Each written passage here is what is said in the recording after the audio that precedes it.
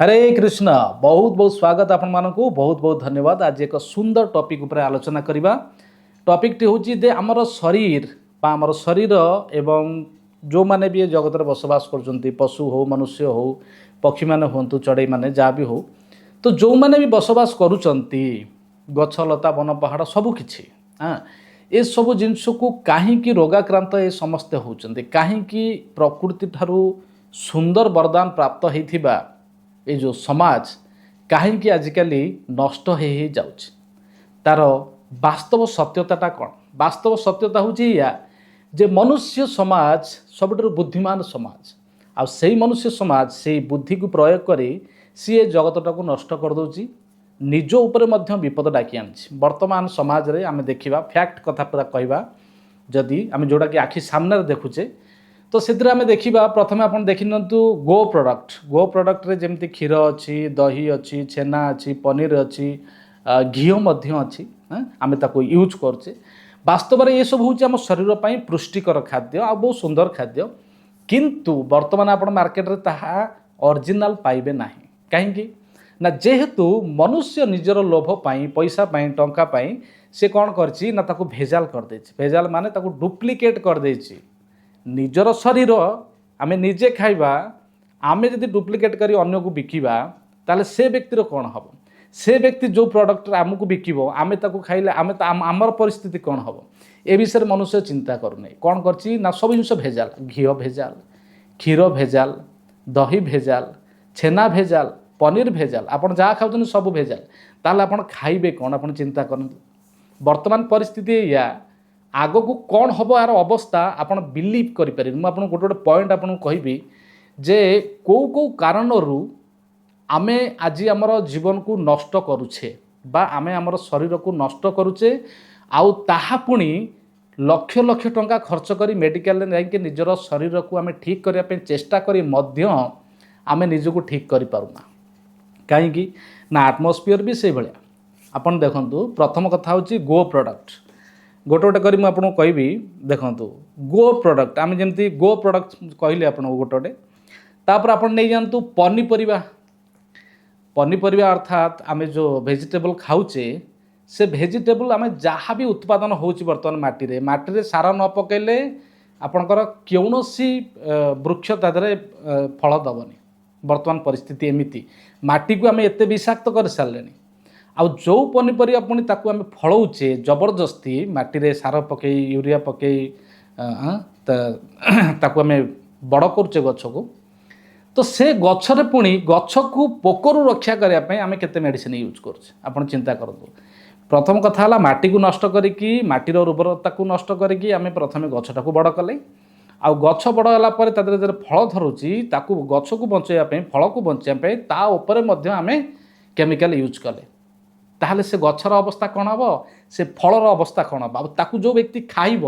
तार अवस्था कौन हम प्रथम है गो प्रोडक्ट सेकेंड है पनीपरिया आपण मैंने देखिले तापर तृतीय आप देखी नियंतु फल प्रकृतिर बहुत सुंदर वरदान फल आमको फल मध्य भगवान जोगे देइछन्ति किंतु वर्तमान मार्केट रे आपण जो फल किणिकी आनिबे देखिए से फल रे केमिकल एक रे फल उपरे कोटेड कराउछि केमिकल ताकू सुंदर देखा जाय आउ किछि फल अच्छी जहाँ को पचा जाए जमी कदली हो भंडा हो ताकू पचाइवाई ताकू केमिकल यूज कराउछि जहाँ को खाइबा द्वारा आमर रोग होउछि एटा आम मना करें आउ आपन देखिबे किछि एमिति खराब विकृत मस्तिष्कर लोक मैंने अच्छा जो मैंने कि फल जेहेतु हिंदू लोक मैंने खाऊछंती ताकू तांकर धर्म को भ्रष्ट करने से नपुंसक करने ता मध्य एमती इंजेक्शन दौरान जहाँ को खाइबा द्वारा आपनकर पिला जन्म हेबनी आपड़ बुझीपे तेणु कौ जिनसटा आप खाइबे आप कहले मनुष्य खाइले तो बंचब आम खाइबा सब डुप्लिकेट आम सुस्थ रहिबा किपरि निश्चित भाव में बेमार पड़ा आ बेमार पड़े जीवा कुआड़े मेडिकल आ मेडिकल गले आपण मैंने जानते आजिकल बड़ बड़ मेडिकल जो भाई भाव फ्रड होउची जो भाव में टंका लुट कराऊँच आपण मैंने केते पैसा आपण पाखरे अच्छी जहाँ को देकी आप निजर शरीर को सुस्थ करें सामान्य गोटे ज्वर हेले जो 5 टंका 10 टंका 20 टंका 50 टंका भर मेडिसिन आम भल हो कथा से 50,000 कि 5,000 कि 20,000 टंका खर्च करके मेडिकल आसवा गोटे सामान्य ज्वर आप विचार करूँ जे आमर ବର୍ତ୍ତମାନର ସମୟ ବର୍ତ୍ତମାନ ସ୍ଥିତିରେ ଆମେ ମନୁଷ୍ୟ ସ୍ଥିତି କୁଆଡ଼େ କୁଆଡ଼େ ଯାଉଛି ଏସବୁ ଜିନିଷ କାହିଁକି ଘଟୁଛି ଜାଣିଛେ ଆମର ମାନସିକତା ମନୁଷ୍ୟର ପ୍ରଚୁର ଲୋଭ ଆଉ ତାର ଅମାନବିକତାରୁ ଏସବୁ ଜିନିଷ ଘଟୁଛି। ଆହୁରି ମୁଁ କିଛି କଥା ମୁଁ କହିଦେଉଛି ଆପଣଙ୍କୁ।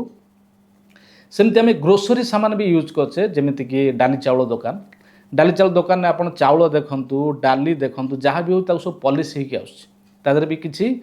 ଚର୍ବି ବି ଏମିତି ବି ଜାଗାରେ ଅଛି ତାକୁ ମିଶାଇକି ବି ତାକୁ ସୁନ୍ଦର ଭାବରେ ତାକୁ ଆପଣଙ୍କୁ ବିକ୍ରି କରାହେଉଛି। ଏସବୁ ଜିନିଷରେ କେଉଁଥିରେ ଅଛି ଯେ କରତ ଗୁଣ୍ଡ ମିଶାଇକି ଆପଣଙ୍କୁ ମସଲା ବିକ୍ରି କରାହେଉଛି।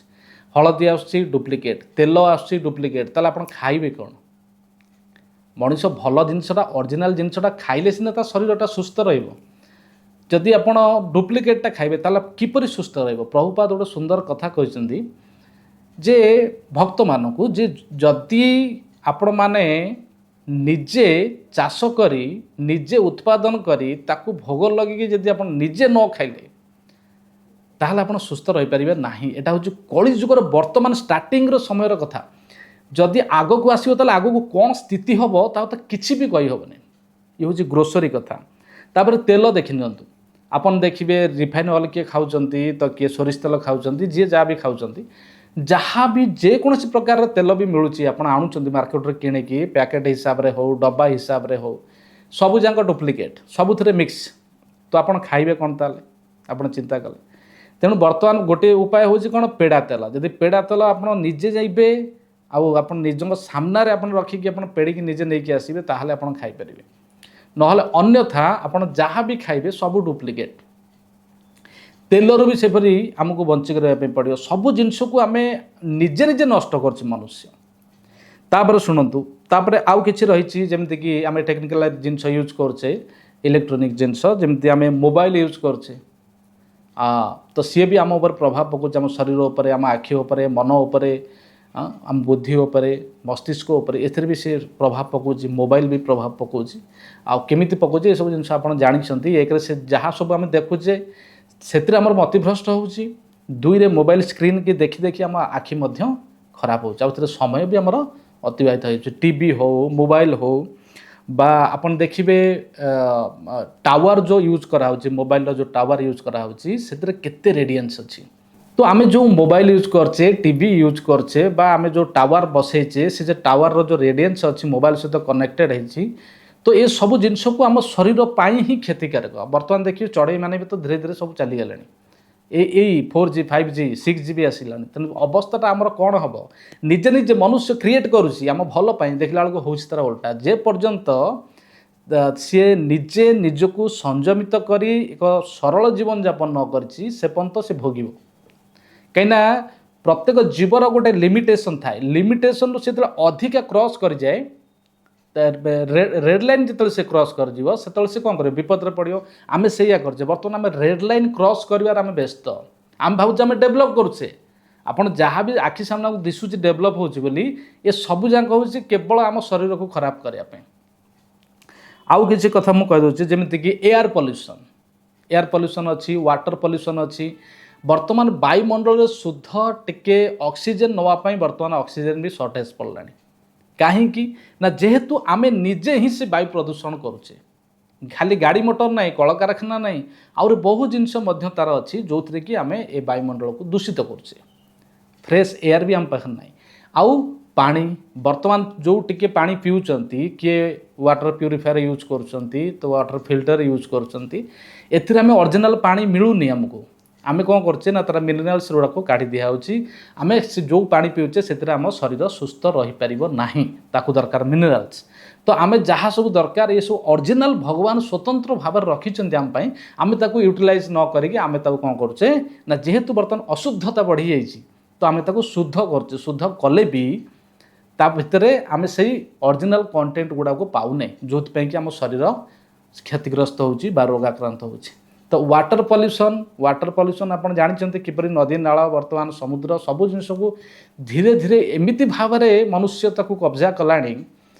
ଆମେ ବଞ୍ଚିବା କ'ଣ ମରିବା ଆଡ଼କୁ ଗତି କରୁଛେ। ବର୍ତ୍ତମାନ ଗଲା ଏୟାର ପଲ୍ୟୁସନ୍ ୱାଟର ପଲ୍ୟୁସନ୍। ଆପଣ ତାପରେ ଦେଖିବେ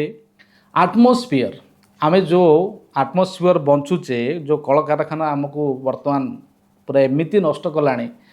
कहीं आमे गोटे सुंदर स्थान दरकार गोटे सुंदर घर दरकार आ गोटे सुंदर परिवेश दरकार तो ये सबुथु लोक मैंने बर्तमान दूर से किपरि आमे खाली टंका रोजगार करूँ घरे आणिकी एसी लगे कोठा बाड़े आमे सुंदर भाव में जीवन यापन करूँ असंभव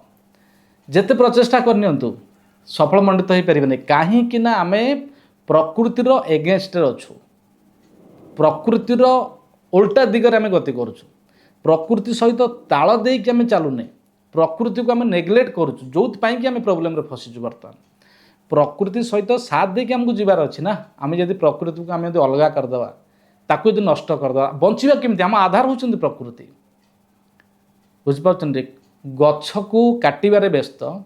पल्यूशन बढ़ेबारे व्यस्त मरिब किए ए जगत में चलुचे किए मनुष्य प्रथम बुद्धिमान मनुष्य जी सी प्रथम मर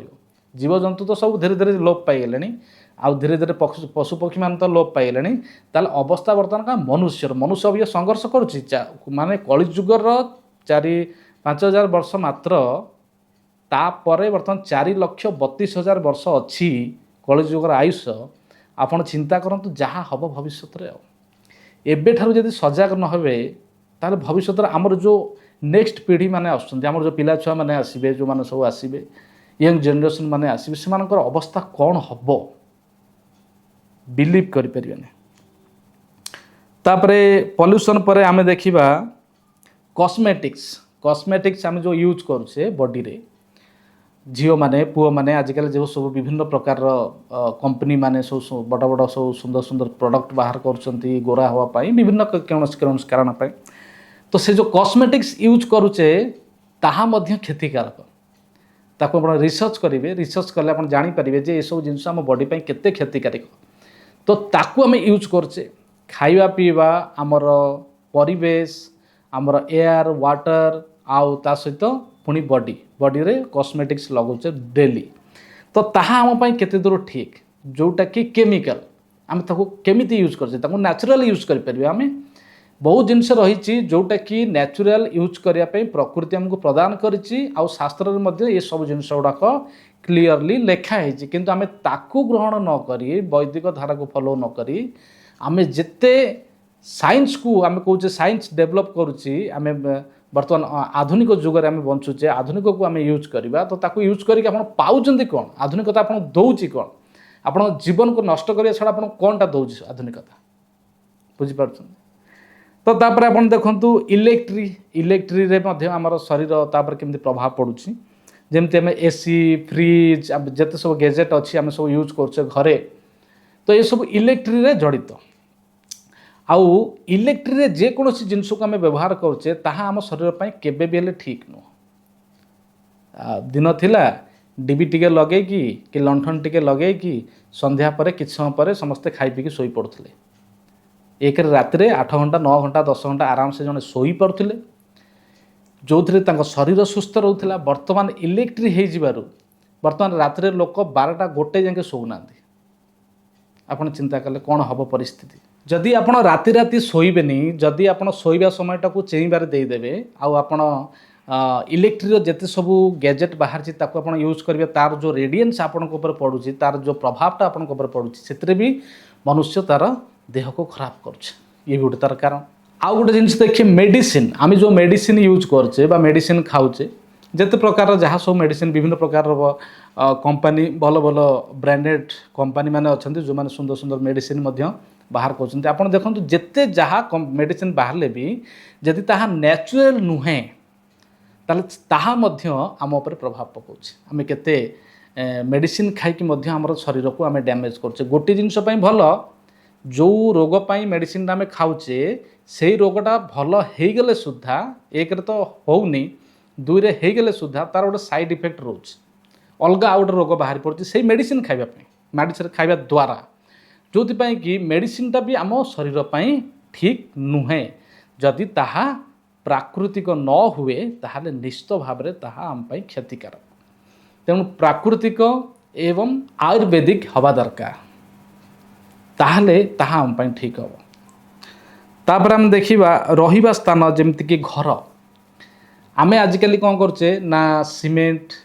बाली आउ विभिन्न प्रकार आपन देखिए घरे आजिकल केते कौन सब यूज कर घर कर प्रथम कथा हूँ इटा माटी पत्थर जो थरे भी घर तैयारी होची ता भितरे पुणी आम जो यूज करचे सीमेंट यूज करचे जो कलर यूज करचे तो ये सब जिनस गुड़ाक आम बॉडी उपर इफेक्ट पकाउछ आगुर थिला माटी घर जो माटी घरे कौनसी रेडियंस नथिला बा कौनसी ता धरे इफेक्ट पकाउ नथिला आम बॉडी उपर सुंदर आम शरीर ପାଇଁ भल थिला माटी घर चाल घर पूरा एकदम बढ़िया थिला तो आपन कहबो कौन सही समय को बर्तमान चली जे ना जीवा पड़ो आपन आज नहले काली जीवे लोक मान पाखे पैसा बढ़ीगले भी से फार्म हाउस तैयारी करेंगे मटी घर तैयारी करेंगे आउ कौन कहे बोरिंग तैयारी करेंगे आउ पोखरी तैयारी करेंगे से गाधेबे आप देखिए बर्तमान हो गला धीरे धीरे आहरी हम आग को समस्ते करने बाध्य हे कहीं जेहेतु बंचा कष्ट हो तेणु जो ट्रेडिशन थिला से ट्रेडिशन को आम फेरिया एमती नुहे फेरवानी फेरिया को बाध्य आप उपाय ना आप तापर आउ गोटे जिनस हूँ कपड़ा आपड़ देखूँ जो कपड़ा आम पिंधुचे ये जो कपड़ा आम पिंधुचे जदि ताहा कॉटन न हुए सूतार न हुए बा अलग कौन विभिन्न प्रकार सूता आजिकल बाहर तो फेब्रिक बाहर विभिन्न प्रकार कपड़ा बाहर तो ताकू आम जो पिंधुचे ताहा भी आम चर्म उपर बॉडी उपर इफेक्ट पकाउछ